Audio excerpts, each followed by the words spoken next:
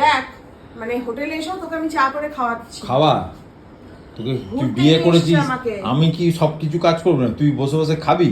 ওরে বাবা, আমি নাকি বসে বসে খাই আর ও কোনো কাজ করে না। সুজিতের গ্রিন টি, ছাগনি নেই, একটা দুটো চা পাতা থাকবে, সেটা সমেতই খাবি। থাক, কোনো অসুবিধা নেই।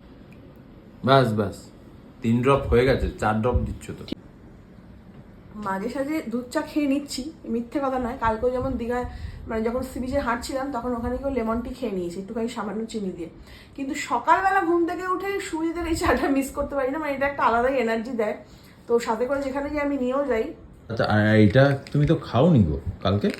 আরে ওটা, হ্যাঁ আমি ওটা কালকে খেতে ভুলে গেছি। ওমেগাটা নিয়ে এসছি ঠিকই সবকিছু, কিন্তু মানে এই যে তালে গোলে সব দুপুরবেলাও খেতে ভুলে গেছি, লাঞ্চের পর, রাতের বেলাও ডিনারের পর খেতে ভুলে গেছি।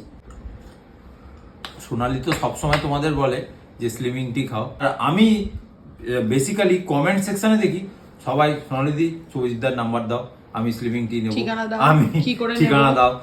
সত্যি শুনেও ভালো লাগে, আর এটা যে কাজ করছে এটার জন্য আরো স্পেশাল আমার ভালো লাগে যে হ্যাঁ সবার কাজ হচ্ছে। তাই এখানে এই জিনিসটা নিতে হলে সুবিধার নাম্বারটা আমি দিয়ে দেবো স্ক্রিনে। তোমরা জাস্ট কিছু মানে হাউ টু অর্ডার সবাই লেগে, তা তোমরা কি করবে, জাস্ট ওটা ভয়েস করবে, হোয়াটসঅ্যাপে একটা ভয়েস করে দেবে, দিয়ে তোমরা ওটা পারচেস করতে পারবে।